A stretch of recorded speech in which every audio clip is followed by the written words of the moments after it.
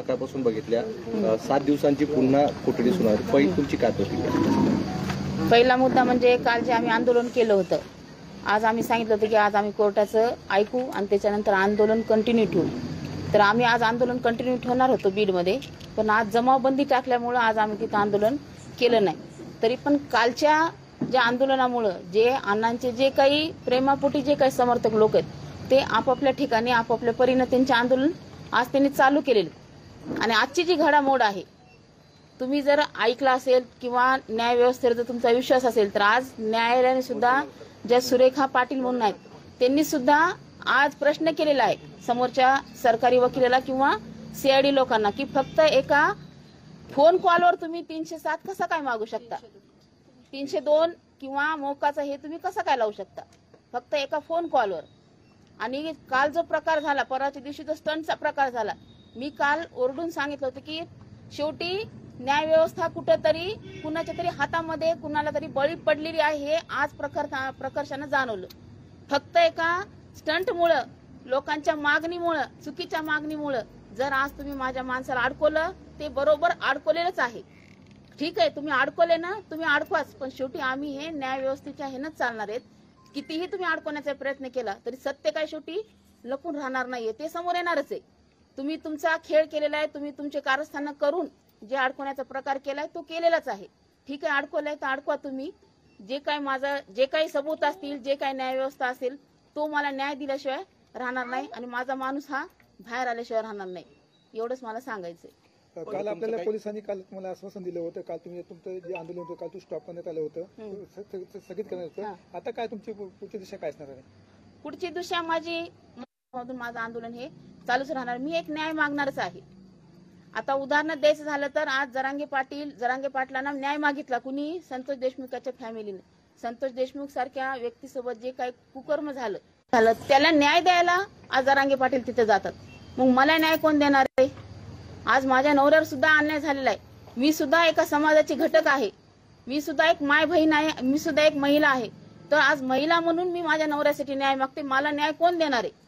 ह्याच्यामध्ये जे काही कट कारस्थान केलं जाते, जे काही तुमचे डावपेच टाकले जात आहेत, जे काही गोष्टी तुम्ही पुढे आणून त्यांना अडकवण्याचा प्रयत्न करतायत, ते प्रयत्न करून तुम्ही पूर्ण माझ्या नवऱ्याला वेठीस धरून त्यांना डांबून टाकलेले. ह्याचा न्याय मी मागायचं कुणाकडे? मी आज जरांगेकडेच न्याय मागते माझा, की तुम्ही जसा आज मराठा समाज म्हणून तिथं जाऊन न्याय मागतात, तर मी सुद्धा आज मराठा समाजाचीच व्यक्ती आहे. आज मी सुद्धा आज मराठा म्हणून पूर्ण महाराष्ट्रातल्या माझ्या मराठा बांधवांना आणि माझ्या वंजारी समाजाच्या माझ्या दुसऱ्या बांधवांना सुद्धा आवाहन करते की मला सुद्धा न्याय पाहिजे. आज माया बहिणीवर जर अन्याय होत असेल, त्यांच्या कुटुंबावर अन्याय होत असेल, तर तिला पूर्ण अधिकार आहे तो न्याय मागण्याचा, आणि तो न्याय मी आज मागत आहे. तो न्याय तुम्ही कसा देणार आहेत हे मला तुम्ही सांगावं. जातीवाद करून फक्त तुम्ही मराठा समाजाचे एकटेच आहेत का? संतोष भाऊ एकटेच मराठा समाज, मी सुद्धा मराठा समाज, मला सुद्धा न्याय मागण्याचा अधिकार आहे ना. मग तो न्याय तुम्ही कसा देणार आहेत हे तुम्हीच मला सांगावं. जे काही चाललंय हे बंद करा. तुम्ही स्टेप बाय स्टेप तुम्ही मीडिया ट्रायल करून स्टेप बाय स्टेप माझ्या नवऱ्याच्या एक गोष्टी बाहेर काढल्या. मी सुद्धा तुम्हाला स्टेप बाय स्टेप सांगत जाईल. ज्यांनी माझ्या नवऱ्याच्या गोष्टी बाहेर काढल्या त्यांचे सुद्धा काय काय प्रकरण आहेत ते सुद्धा मी तुम्हाला स्टेप बाय स्टेपच तुम्हाला आणून दाखवणार आज मीडियाच्या समोर. आज सुरेश धस असतील, संदीप सोळंके, संदीप क्षीरसागर असतील, बजरंग सोनवणे असतील, ह्यांच्या सुद्धा अंजली दमाने असतील, ह्यांच्या सुद्धा काही गोष्टी मी सुद्धा तुमच्या समोर आणील आणि त्या सुद्धा तुम्हाला दाखवावं लागतील. त्या सुद्धा तुम्हाला मीडिया थ्रू तुम्हाला जनतेपर्यंत पोहोचवावं लागतील. त्यांच्या सुद्धा आहेत ना काही गोष्टी, त्या मी तुम्हाला दाखवणार. ते पण मी तुम्हाला जशा त्यांनी हुडकून काढल्यात ना तशा मी सुद्धा त्यांच्या हुडकून काढायले आणि माझ्या वकिलाच्या सहाय्याने मदत घेऊन मी सुद्धा त्यांच्या काही गोष्टी आहेत त्या समोर आणल्याशिवाय राहणार नाही.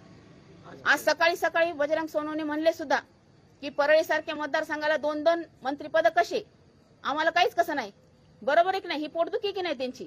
ह्या पोटदुखी पायीच त्यांनी फक्त माझ्या नवऱ्याचा वापर करून माझ्या नवऱ्याला बळीचा बकरा करून त्यांना पूर्ण डांबून टाकण्याचा प्रयत्न केलेला आहे. सकाळी तर पिंपरी चिंचवड मधून एक बातमी आली होती की तिथे 2 फ्लॅट जे होते ते सील करण्यात आले. तुम्हाला काय माहिती मिळाली? सील करण्याचा काही प्रकार नाहीये. मी त्या फ्लॅट मध्ये राहत नाहीये, मी तिथं राहायला जात नाही. त्याच्यामुळे त्यांचा जो आता नगरपालिकेचा कर असतो ना, तो तुम्हाला तर माहिती ना, नगरपालिका दर महिन्याच्या वर्षाचा कर देत असते. ते कर रिसीव्ह करायला तिथं कोण नाही. त्यांनी बातमी ती कराचा जो लिफाफा येतो तो त्यांनी त्या दारात चिटकवला. फक्त वर्षाचा कर भरला नाही म्हणून सील करते ही पद्धत आहे का कुठं? वर्षाचा कर भरला जात नाही म्हणून, आणि वर्षाचा कर कोण म्हणलं भरत नाही आम्ही तिथं राहतच नसल्यामुळे आम्ही रिसीव्ह करायला जागाच नाही ना आम्हाला. त्यांनी काय आम्हाला परळीला पाठवलेलं नाही ती लिफाफा तो तिथं चिटकून गेले ते.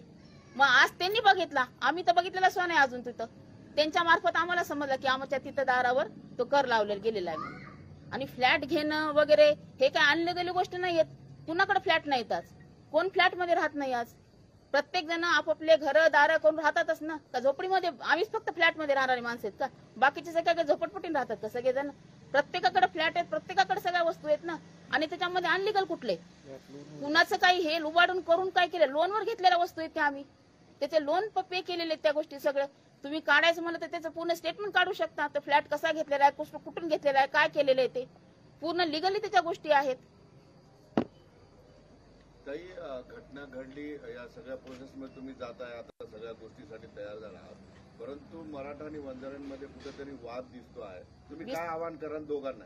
वाद दिसतो आहे, वाद केलेलाच आहे आणि लावूनच दिलेला आहे. हा वादच लावून दिलेला आहे. कशामुळे लावून दिलाय? ह्यांना काय जातीवाद करून कशाची पोळी भाजून घ्यायची हे ह्यांच्या डोक्याला ह्यांच्या बुद्धीलाच माहिती.